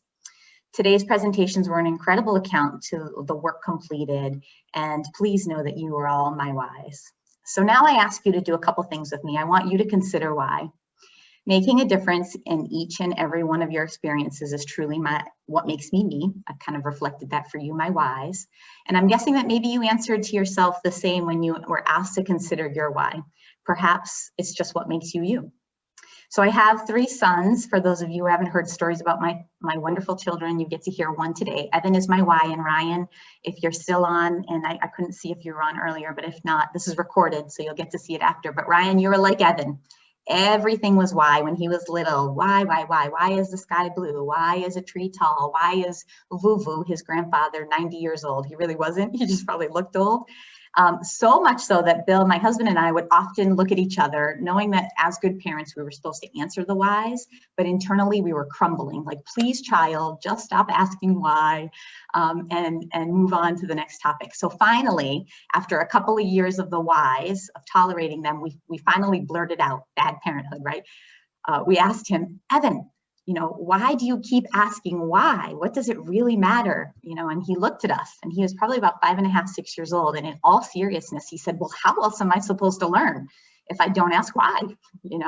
And for us, that as parents was a moment, but for him was very telling to the future that I've brought to this role on the whys are important, they do matter, and we certainly want students to keep asking them. So while preparing for today, I wondered why recognition is so important, and instantly gravitated to when I was little. I found myself thinking about whys. I asked questions all the time too, like Evan, and considered all of the things that I was too afraid to ask, and now have the power and energy and privilege to ask. And I want you to indulge me for a moment. If you're that kind of person and you like to close your eyes, just don't fall asleep on me. You can close your eyes for a moment and think about a time when you had a recognition occur in your own world. It could be when you were really little, maybe the first time you tied your shoe, or if you remember the first word you said. That's pretty good if you do. Your first steps, maybe riding a bike without training wheels. How about we move it a little closer in your first A on the test, the first time that someone said thank you for helping. What did it look like? More importantly, what did it feel like? And what are you going to do with that moving forward in the future? Now, I want you to really focus on what I asked you to do, which was close your eyes and have that feeling, right? How did this make you feel?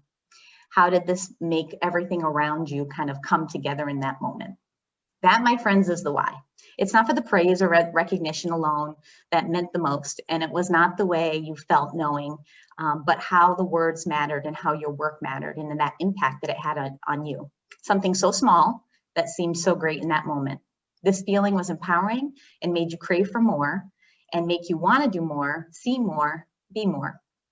How many of you have ever seen the Disney movie Inside Out? You don't have to raise your hand. You can, again, just internalize this. The story is created around these memory balls. And today you get to create a memory ball based on your recognition that will propel you or roll you into the next part of your life. Next ambition, next good deed, next research paper, next monumental accomplishment, research project, whatever it might be, philosophical questioning, conversation, your next why. Now, recognition doesn't have to come in the form of praise or reward, like I already mentioned. Now, in fact, we know that the power of it is used in every moment. Recognizing what we see around us, taking time to really see trees and houses and people on the way home, sharing a moment with a stranger that passed by that you took a moment to just acknowledge and say hello, that they exist. Recognizing that we need to do better in ourselves, and in turn, better for ourselves and those around us. I'm a big quote person, and I found a quote that I really love, and it says, the person who has a why can endure anyhow. And again, thinking about how you accomplish all those tasks will start with your question of why. So now the big question: what does this mean for today? What does this mean for your future, now and ongoing? So I got the words of wisdom from Laura when kind of arranging this, and she mentioned to me, people love jokes, Celia. Be sure to throw a joke in there. So I have a joke. It's more of a riddle and maybe not as funny as most jokes, but it's why did the chicken cross the road, right? This universal why. Have you ever really found the answer to this long time question? wondering why the chicken was going to cross the road? Well, of course not, because you don't speak chicken. And if you do, I'd like to talk to you after, because maybe you can give us some insight and let us know really why the chicken was crossing that road. But here's the best part. It doesn't actually matter, right? The why didn't matter. Why did that chicken want to cross the road? It doesn't matter, because that question of why for many years that has kept us asking the same question has given us a million, trillion, bazillion, if that's a word, different answers, ready to fit any need, any person, and any reason for an answer. What this means for now and the future is just the same. Go make your own whys, ask questions, change it along the way if you need to fit it in a different way. Look at your goals, the things you seek, the important moments that you cherish. And just like when you were little, the why isn't the most important reason, and even the recognition isn't the most important reason. But the feeling you get from helping, the feeling you made from making a difference, the results that are intertwined in the why is the most important. So with this recognition today, you all now have additional responsibilities. Now, professors, I'm sorry, I'm not going to assign them another quiz or test or paper. That's your jobs and duties. But I do want you to kind of give this assignment your reflection and time that it deserves, how to reflect on your learning. So instead, use this responsibility, or I guess this assignment, I kind of tricked you, it is an assignment, to not stop thinking and working on the why, to keep that ever in the forefront of the conversations you start with, the things you go to bed before, and things you wake up in the morning thinking of why. Keep the why within you as you reflect the honors you received today, and motivate yourself to keep trying, keep working, keep learning, keep wanting more. So one more time, close your eyes. Again, if you fell asleep the first time, you missed a really good speech, so I'm very disappointed. So if your eyes are closed, think for a moment on what success really looks like. What does it sound like? And more importantly, how does it make you feel? When I close my eyes, you can see me closing my eyes, I think of all of you, and I ask myself the same question on what success looked like. And ironically, this is what I pictured. All of you receiving these accomplishments and many, many more to come. Today is just one day on the stepping stone of the whys and all of the success that will follow from asking those important questions. In the world we live in today, we tend to take ourselves for granted the small things that matter. Busy days and complicated lives have us asking questions. Does the why really matter? I'm here to tell you today that from my experiences so far in life, they do, and continue to make a difference in my world and in yours as well. Ask the whys. This will lead us all to success in a world that when we're asked why did the chicken cross the road, we can say, who cares? It doesn't matter about the why. It's a great joke and it makes me smile, right? It makes me feel fun. And if you've ever wondered and have more questions, you just remember those wise words from Evan, that if we don't ask why, how else will we learn? Ask why, use them as a motivation for success and the keys to all the answers that we will together find. So we have reached the end of our ceremony, and I'm here to tell you that we are so proud of you as a BCC community. Please continue to do wonderful things. I want to thank you again for coming and congratulate you all on your achievements, and also to our faculty members that were presenting today. A special thanks to the organizing committee. Many, many thanks for the hours put into this. Have a wonderful evening and go figure out a why. Go, come on, go do it now. You can leave. See ya.